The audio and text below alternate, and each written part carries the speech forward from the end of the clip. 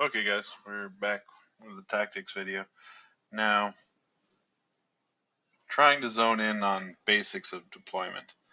It turns out it's an extremely complicated topic.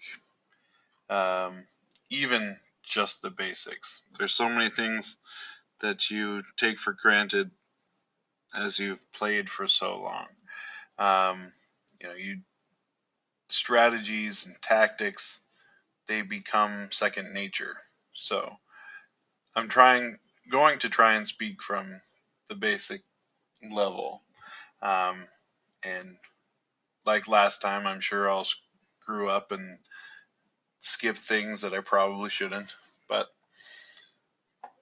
let's just talk basics. We're talking, you know, deployment from its very beginning.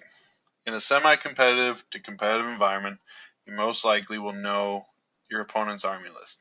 So we're going to work again with Khorne Bloodbound and Stormcast Eternals. So key notes, lots of close combat infantry, some fast moving cavalry, and fairly fast moving characters and infantry here as well, and a monster and lots of powerful buff characters. Combined with, you know, just deep striking Stormcast and even more heavy hitters, defensive character and archers. So this add-on combined with, they're also part of this. This add-on is extremely defensive. Now they can go on and tack onto that unit and make it a very powerful offensive. They could join there. And again, offensive capabilities, but these units are dedicated to defense. So, as the Stormcast player, if you win a roll-off and your table ends up looking like this, you win the roll-off to deploy first, which lets you claim your side. You have a couple of options. Now, since you have range, the opponent's going to have to come to you. So picking the lengthwise deployment, once again, it reduces the flanking capabilities, keeps your army compact, and creates a large no man's land. Though 24 inches is the standard. It doesn't really matter. It just feels like a large no man's land. Next, you could go 12 inch across here, 12 inch across here, and have the lengthwise deployment. Also not bad. Or you could do the L. Now the L gets a little complicated because it kind of creates a curved deployment zone because you have to be 12 inches from the L.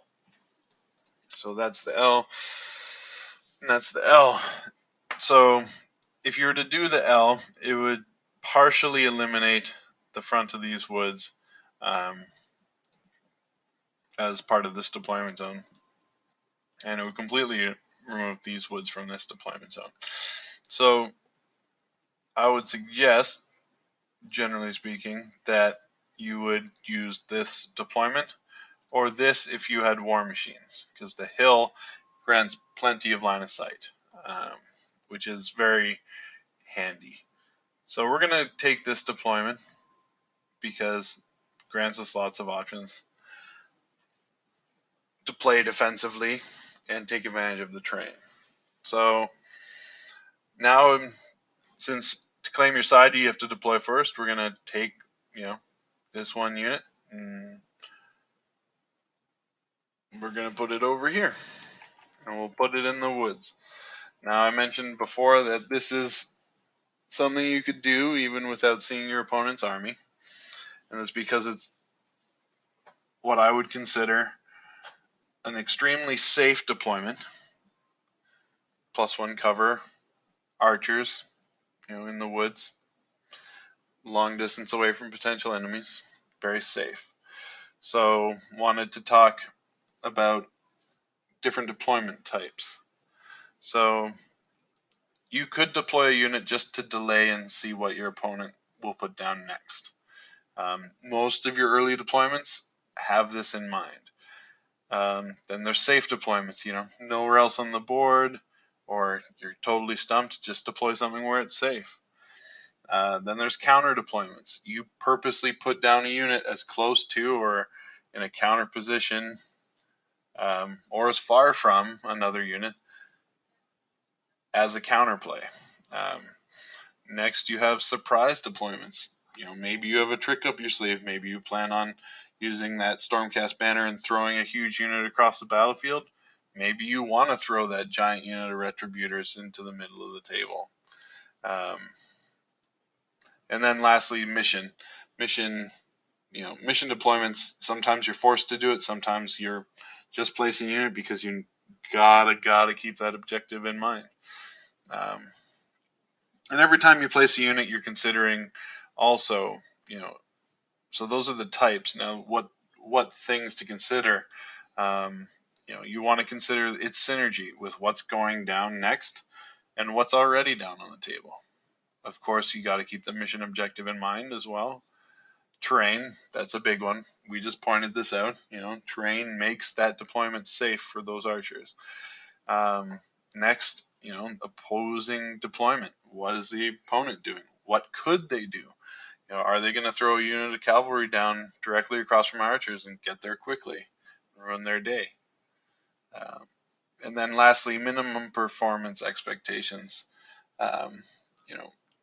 You kind of got to draw a line and be like, this unit needs to do this minimum thing and keep with a plan. So, for example, with that deployment down, the Khorne player might choose to just throw a giant blob unit of infantry down. This unit, it's flexible, it's sacrificial, so in a way, it's a safe deployment. It's not safe for that unit, safer for other units on your army. They can't be ignored, and they're a good sacrificial delay. Even they're a delay deployment to see what's next from the Stormcast, because most of your early deployments are delays, because you're waiting to see where the monsters, where the heroes, where the big war machines go, all that kind of stuff. So they put down a unit, you put down a unit, until someone puts down a surprise or something like that. Then you gotta start reacting with more counters.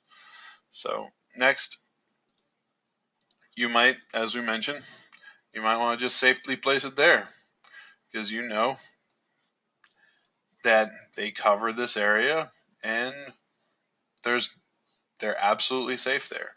So that leaves him with, do I throw another unit of infantry down? Well, maybe. Or do I finally put down that cavalry unit and say, okay, you know what? We're going to make a huge push on this flank. We already got a horde unit there, and these cavalry are going to pressure those archers. So now this forces the Stormcast player to consider, well, are they going to become sacrificial? I'm going to line up the rest of my army over on here, or do I start investing in this side of the table?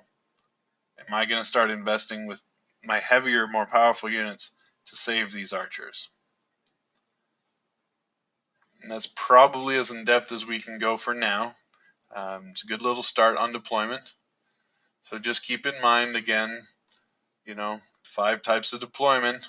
You're delaying, you're playing it safe, it's a counter, you're putting down a surprise or a trick, or you just doing it because the mission is forcing you to, or you're keeping the mission objective in mind. And then what am I putting down? What does it synergize with? How is it going to help me with the objective? Is their terrain that's going to benefit or hurt them? What is the opponent going to put down to counter me? And lastly, if I put this unit here, what is the minimum amount that I need it to do? Because you never want a unit to do nothing. All right, thanks guys. That's it for this video.